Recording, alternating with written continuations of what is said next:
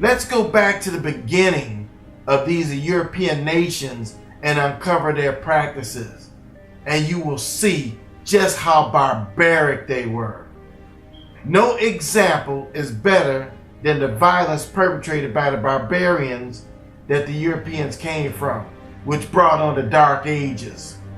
Through this, we see how the early European barbarians were wild, savage-like. They conquered through the process of wars and pure destruction with centuries of rape and pillaging.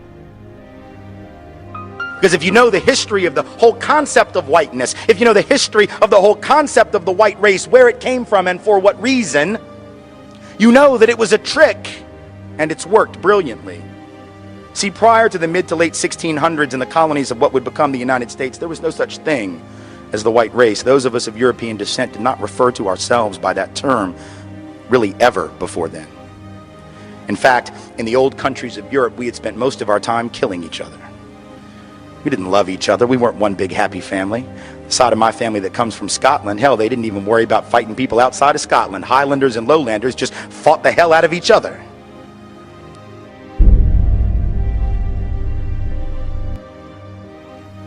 During the time of the Dark Ages, Rome and other cities deteriorated because of the invasions of barbarians from northern and central Europe. Since there was no longer an imperial authority with the power to protect the citizens of the cities, the urban population declined sharply during this period of history. Another consequence of the lack of a strong central power was the development of the feudal system, especially from AD 900 to 1150.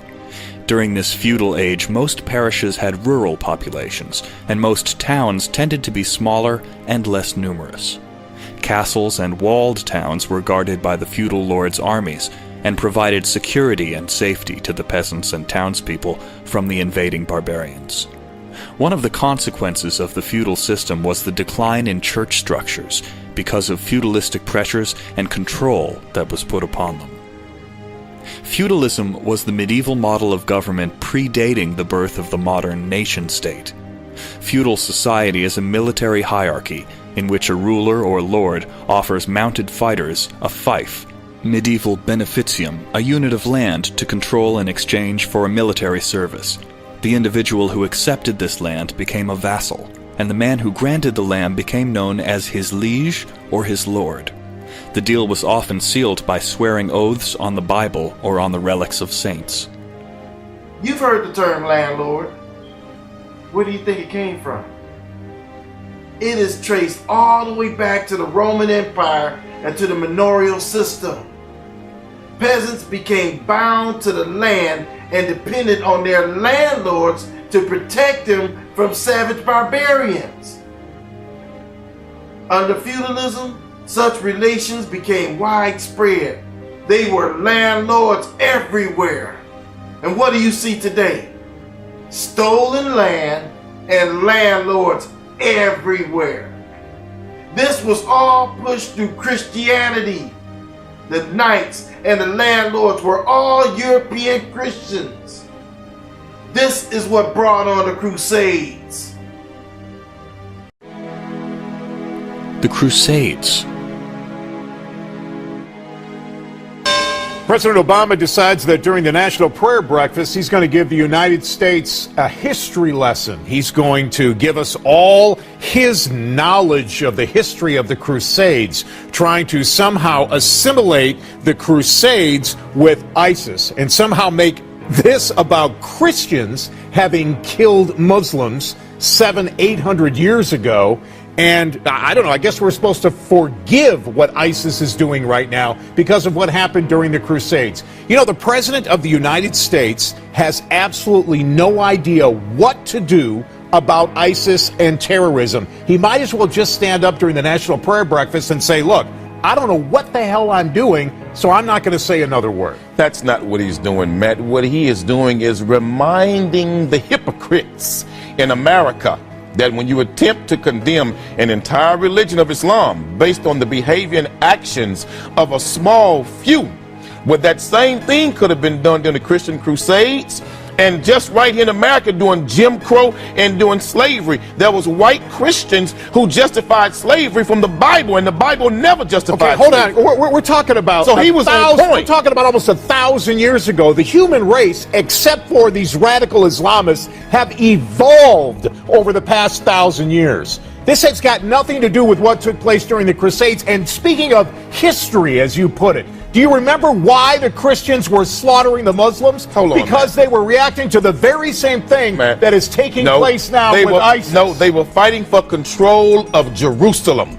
Because Muslims and Christians have always had a claim to Jerusalem, as well as Jews. Matt, it wasn't 1,000 years ago. Right here in America, yeah, it was. Just 20 years ago, 30 years ago, white Christians have lynched and killed black people and said it was all right because the Bible gave white Christians the right to do that. And you know what, Quanell? I'm going to give you that because that actually historically did happen. But slavery was ended based upon what was in the Bible. The very same Bible was used to end slavery. Go back and read Dr. Martin Luther King. That's a damn lie. The hell it is. You use slavery in America, right, Christians, to bargain and justify slavery. It wasn't America and the Bible that ended it. It was those who fought that wicked behavior in America that go back and read your history. Go back and read what Dr. Martin Luther King said. He quoted the Bible everywhere he went. Slavery didn't end with the Bible because the United States Constitution stated on the 13th Amendment it's but the legal Bible if was you're used convicted of a to crime. End slavery. Slavery is still alive in America if you're convicted of a crime. The president right forgets. here. He likes to take little pieces of history and use it to his advantage. He's reminding you white folk who are hypocrites of your shameful history. Let me tell you something about the president. He's no friggin' historian. The man told the truth whether you like it or not.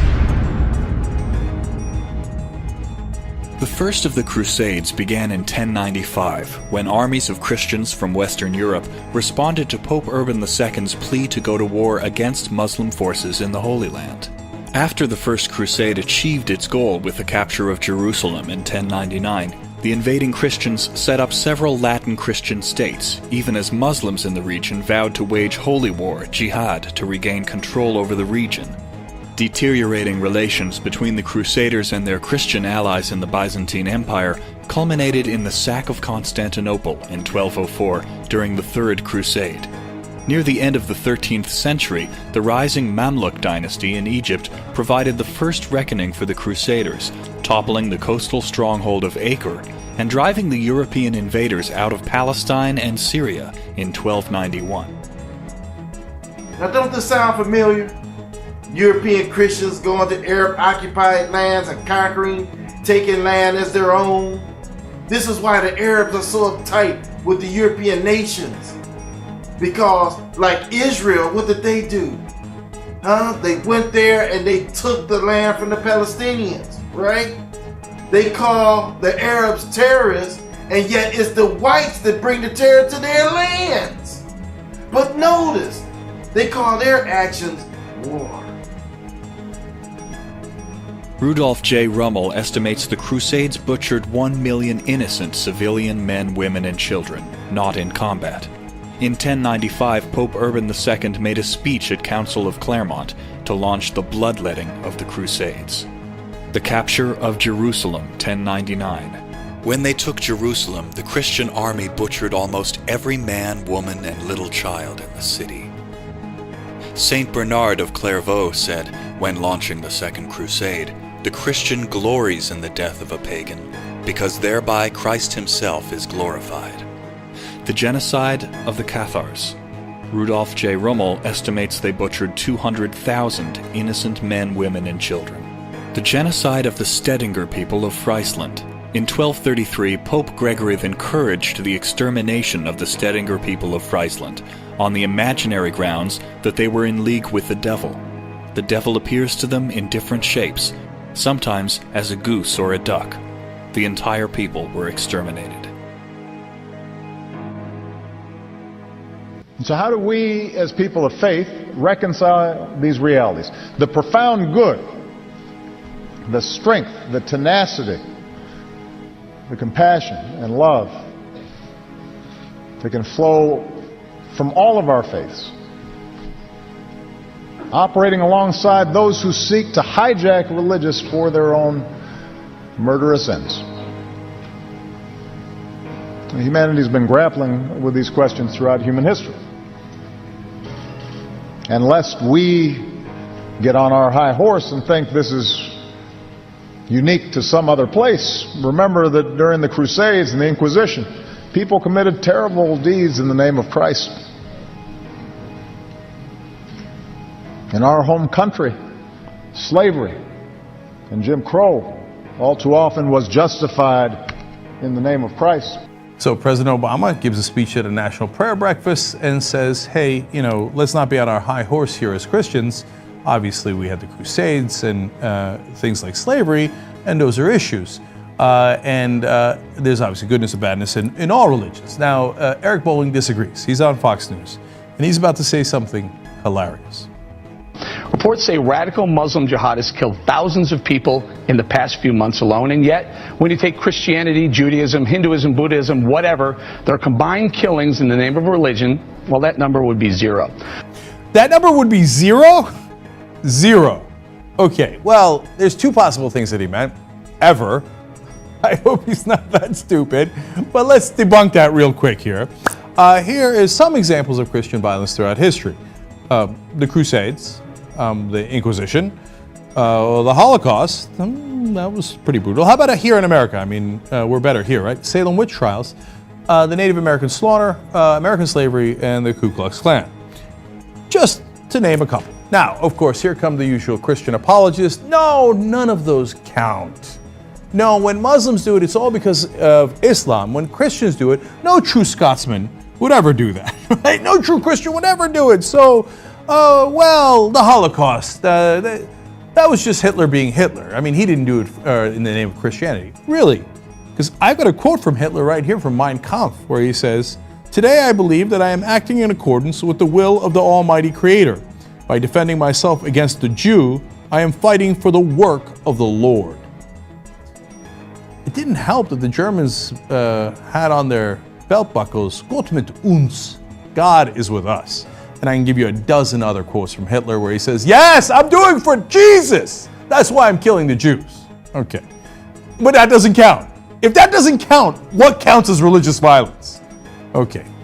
And American slavery, I mean, the fact that they justified it by quoting the Bible over and over again, saying that if you're a slave, you should know your place and your role, and that is to serve your master, that is an absolute historical fact. But the Klan, I mean, the Klan's not fair, right? I mean, were they really Christians? Well, let's take a look at some pictures of the Klan and figure out if they were or not. Oh, right, that's a giant cross they're burning. And they're not burning the cross because they're Muslims and they don't like it. They're burning the cross because they think this is our symbol. And we are lighting this up, and we are going to show it to not just blacks, by the way, Jews, Muslims. They talked about even Muslims and how they had to be eradicated as well. It was not just racial, it was also religious. See, the cross on his white robe might have also been a giveaway that it was also a religious group, a Christian group that did the worst terrorism in U.S. history. Yes, including 9/11. I know. How dare I? How dare I? The Klan for decades and decades terrorizing millions of Americans. You want to talk about terrorism when someone burns a cross in your lawn, and then forget the symbolic element of it. When they grab you from inside your home and they lynch you and they burn you and they hang you and they literally have a picnic around that hanging and that burning. Okay, that's the true face of terrorism. I know you can't say it about Christians because that's forbidden in America. Christians, according to Fox News Channel, have never done any violence. What a comical, insane thing to say. All right, now let's give him the benefit of that and say he didn't mean historically. He recognizes that Christians have been the most brutal. I mean, it's not that Christians are most brutal by genes. That would be preposterous. We're all human beings, right? But as it stands, historically, more people have been killed in these Christian atrocities than any other religions. Now, that's a fact. My guess is that Eric Bolling's not going to agree with that. But even if we were to grant him that he didn't mean historical, but just meant recently, and let's take a look at recent stuff. I mean, we don't want to go back 700-800 years to the Crusades, right? That's what the conservatives keep saying. Let's look at Christian violence recently. First of all, right now, we've got massacres in the Central African Republic of Christians massacring Muslims and driving them out. That's happening right now. And then, of course, there were the massacres in Bosnia, where the Christians, the Serbs, and at different times the Croats came in and butchered the Muslims there. And then there was a lot of fighting and a lot of religious violence. Is violence only in the case of Christians? Of course not. That would be a ridiculous thing to say. Now you say, all right, well, those don't count either. There's always a reason. They're not in America. All right, let's come to America. Eric Rudolph, Olympic bomber, abortion clinic bomber, one of the biggest cases of terrorism we've had in the U.S., also Christian, also said he was doing it for Christianity. Scott Roeder, the guy who killed Dr. Tiller. He's a killer on the, ironically, pro-life movement. Wade Michael Page, he's the guy who shot people at the Sikh temple thinking they were Muslims. Also devout, right-winger, white supremacist Christian, Jim David Atkinson. Although he killed people in a church, he had books from Fox News Channel hosts and contributors and saying he had to kill the liberal Christians in order to save Christianity. James Charles Kopp, another killer of abortion doctors and providers. John C. Salvi, the same. By the way, the Army of God, yes, that is the name for Hezbollah in Arabic, but also the name of a Christian terrorist group that kills abortion providers or anywhere near abortions providing services when they blow up the place. And then, of course, there's the Order. The Order is also another terrorist group, also Christian. Member of the Order is a guy you might recognize next on the list, Timothy McVeigh. Also a Christian, also white power, and also one of the worst terrorist acts in American history. In fact, the worst until 9/11. And then you have Anders Behring Breivik, who killed over 70 people in Norway as well.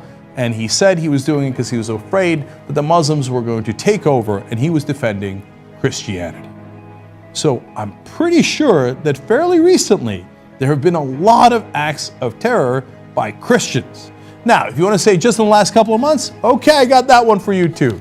Well, here was a guy named Larry McWilliams. He was a Texas resident. And you know what he did? He tried to burn down a Mexican consulate. He was shot dead while he was doing that. And in his van, they found a copy of a 1990 book that explained why he was doing it. The name of the book, Vigilantes of Christendom. That was in the last 2 months. I'm pretty sure that he was a Christian.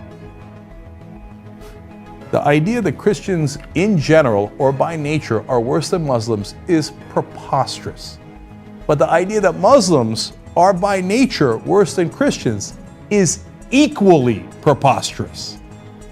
All these religions have very violent texts, and they all have adherents that have at different times followed through on that text and committed very violent acts. Anyone who says otherwise doesn't know what the hell they're talking about.